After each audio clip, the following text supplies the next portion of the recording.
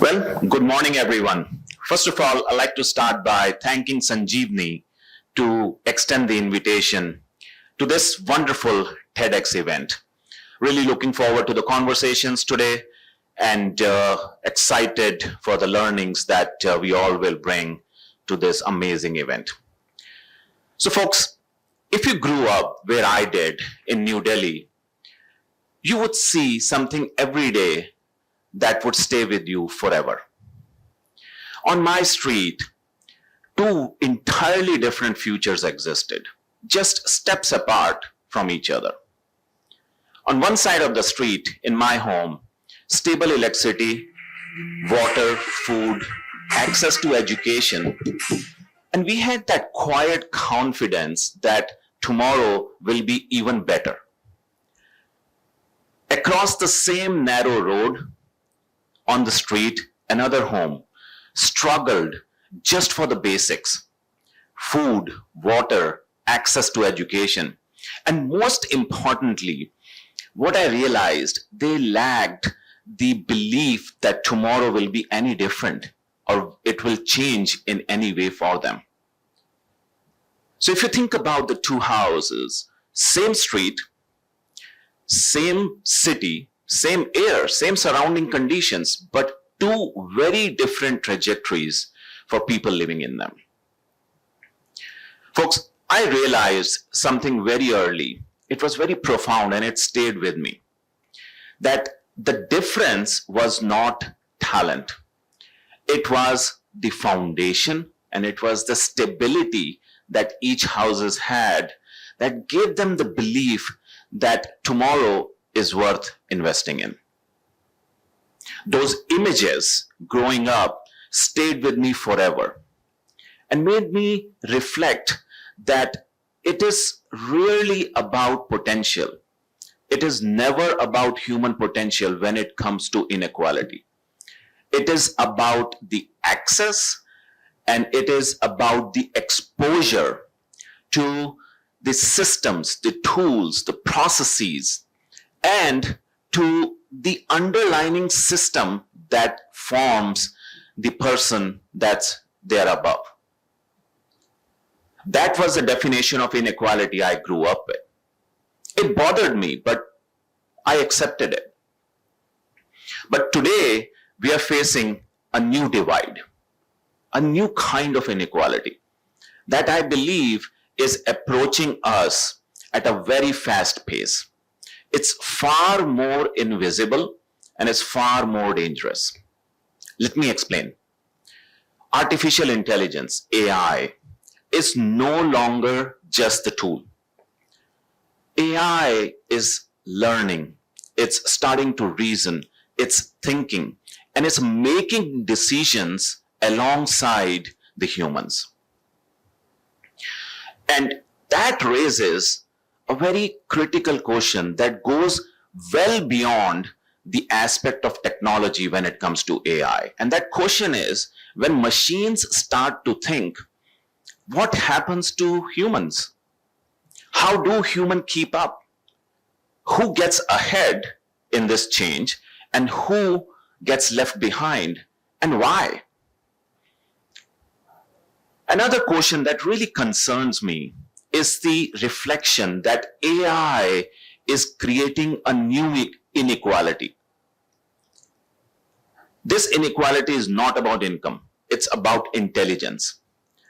It's not about the capability, it's about the exposure to the technology, exposure to the ecosystems that are building this future that we all will be living in. And folks, this future does not fall where we all expect. Let me explain. There are three groups that are getting impacted by AI, and we all fall somewhere in those three groups. The impact of AI for these three groups is being done in a very different pace. It's approaching these groups in a very, very different manner. The first group, it is the visible vulnerable group. This is the group of people who never had access to any kind of stability any kind of strong foundation, access to education, and they are the most vulnerable due to the change that AI will bring. History is giving us a warning. A recent study by National Bureau of Economic Research shared that once a worker is displaced due to technology, due to automation, they tend to lose 10 to 20% of the income over the lifetime. And this is when they get a new job. In other words, once someone sees a setback economically because of technology, they rarely recover from that. And with AI accelerating, this risk is growing.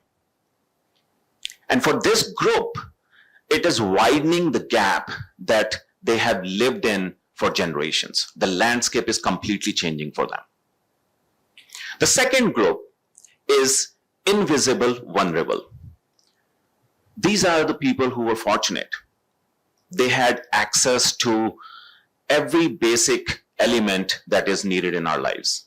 They had the foundation. They went to colleges. They got the degrees. They built strong careers in various industries, various sectors, functional areas like IT, HR, finance, supply chain, manufacturing, and the list goes on. These jobs, however, never required the use of artificial intelligence. This is the group that is the largest and least recognized from the change that AI will bring towards them. They don't realize how AI is reshaping their jobs. They don't realize how fast the gap, the cognitive gap is becoming in their areas, and how quickly their roles, the day-to-day work that they do, will be changing due to artificial intelligence. Folks, very recently, McKinsey Research published a study, and that study cited that in 5 years from now, by 2030, 60% of the today's jobs will be reshaped because of AI. And that same study also highlights that 57% of the today's work hours are already replaceable by technology. The technology that is available today, if companies choose to get on that change management, they can reduce our work effort by 57%.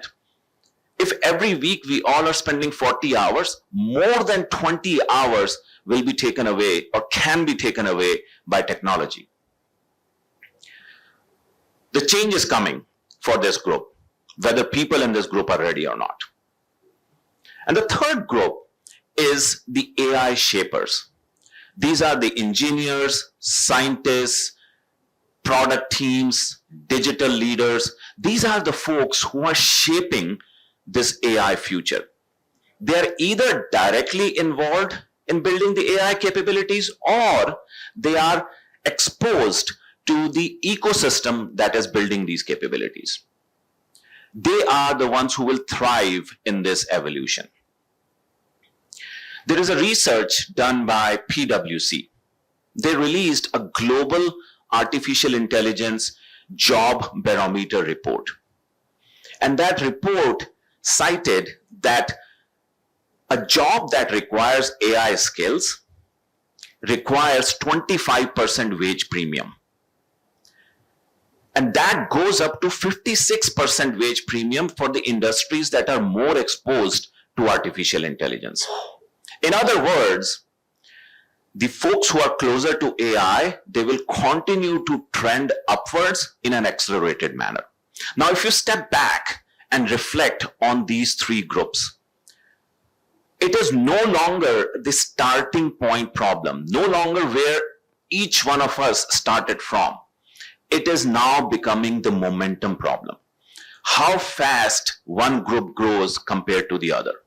Essentially, what artificial intelligence has done, it has changed the inequality of opportunity to inequality of momentum. And if we don't do anything in this area, The folks who are ahead, they are exposed to this ecosystem, they'll continue to surge ahead. And the folks who are not aware of AI, they'll continue to fall behind. And that is the point of inequality, moving from opportunity to trajectory. And trajectory will have two different arcs. One, who are on the top arc, people who are continuing to surge, and a bottom arc where people will continue to stale or grow at an incremental pace. Folks, with this divide, I still think there is hope because the future is preventable. But before I get into this, the way I think about solution, I want to share an acknowledgement with this entire group. A change of this size, every community and every individual will approach and navigate this differently. What I'm going to propose, a human framework, is based on my research, and it underpins my fellowship that I'll be doing with University of Illinois, Chicago, where I'll spend entire next year, 2026, to mature and scale this framework for global use. But make sure you understand this, that this is not the only framework. If you're looking to make an impact, pick a framework, move forward. What I'm proposing is one framework. But I also believe that the principles that I'll share as part of this framework applies to all of us as we learn to live and work alongside artificial intelligence. So let's jump into it. So folks, my experience in the digital transformation, in community service, in academia research, I've been trying to answer one key question. How do we bring these three groups along at an optimal pace on this AI journey? And the answer is not simple. The answer focuses on four key foundations, given the magnitude of this change. And those four foundations are stability, mobility, early exposure, and adaptability. Stability, I believe, enables judgment. Folks, people will not adapt AI if they are fighting for food, safety, and shelter. This work is very critical to me, and I spend a lot of time with shelters in India, and I partner with global organizations across the world whose purpose is to elevate the vulnerable. This is not just about providing the basic necessities, it is about giving the dignity to think, breathe, and plan. I also partner with these organizations so that we can provide capabilities that are basic for vulnerable and allow them the opportunity to make sound judgments, sound decisions, take some risk, and start to imagine about tomorrow. Because if they are stuck in survival, they are not going to think about future. Second, mobility. This is about lifting the invisible. These are the folks who are educated, they have built strong careers. Simply, they just never had exposure to AI. I work with organizations like industry forums, think tanks, fellow groups, and I meet incredible people who are now starting to realize that the world underneath them is starting to shift. So I coach them, I mentor them, and I inform them on how their roles will change because of AI. And I encourage them, it's never too late to learn and thrive in this era of artificial intelligence. I believe mobility gives them the dignity for reinterpretation. In simple words, that means that it gives them the confidence to rethink what they have done and how that will look like in the era of AI. Early exposure. This is about building future-ready humans.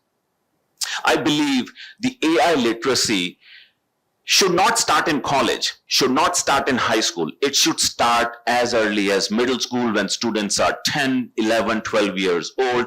They should not only learn how to use AI, they should also be informed and educated on how AI works. the system architectures, the system thinking, data, reasoning, why AI models work, why they fail. I believe that when it comes to intelligence, it's never too soon, especially when it comes to intelligence in human or artificial intelligence. That's why I partner with universities and schools, and I encourage the educators to bring artificial intelligence forward as a core subject, not a specialty subject, core subject like math or science. I believe this exposure gives the creativity, encourages the imagination, and gives the confidence that AI is something that you can shape. You don't have to fear it. And the last part is adaptability. Folks, my own example, even though I was running a very large technology footprint for a Fortune 200 company, I went back to the school to finish my doctorate. Took me 3 years, 16 hours of additional work every week, and that feeling that I'm a beginner again. But that experience taught me something very valuable. What it made me realize that in the world where machines are learning faster every day, the only advantage and uniqueness that we have as humans is not what we know, how willing we are to learn again. Adaptability, I truly believe, really encourages humility, it keeps you grounded, and it keeps you curious. So if you step back and look at these 4 pillars, they are not just the economic factors, they are the human foundations. Stability encourages judgment. Mobility creates meaning making. Look at the future in a different light. Early exposure creates empathy and creativity. And adaptability keeps the conscious and the humility live. So as we think about what AI will replace and what AI will not, this human framework really gives us the abilities that we can protect that will never be replaced with AI. If you think about how to leverage these capabilities, judgment. When we are presented with a choice, what should be done versus what can be done, we should always make the right choice. Empathy, the way we connect with each other, no algorithm can replace that. Meaning making, interpreting our communities, the experience that they will have because of technology, not just going ahead and processing the information. And finally, making sure that we are bringing everybody together in this journey together. Folks, I'll in close say this. Let me take you back to the street that I started this talk with. 2 homes, 2 very different futures, not because of talent, not because of potential, but essentially the foundation that runs beneath them. I believe AI is creating a similar divide. This time, the difference is that the lines are invisible. The lines run through the exposure that we have on technology. These lines also touch the proximity to learning, our ability to adapt, and our access to the future. The truth is, though this divide is really powerful, it is structured. That means it is solvable. And what I mean by that is, if we invest in stability, if we bring forward mobility, if we drive early exposure, and if we all become a little bit more adaptable, ready to change, ready to reinvent, I believe we can bring people faster together on this journey than AI can take us apart. Now, the honest truth is, we might never be able to address income inequality, at least in our lifetime. But I do believe that if we do these actions, we will be able to address AI divide in this decade. And if we do that, we give millions of people an opportunity, a chance to write a new future. A future where machines might think, but humans are the ones who will continue to thrive. Thank you for your time.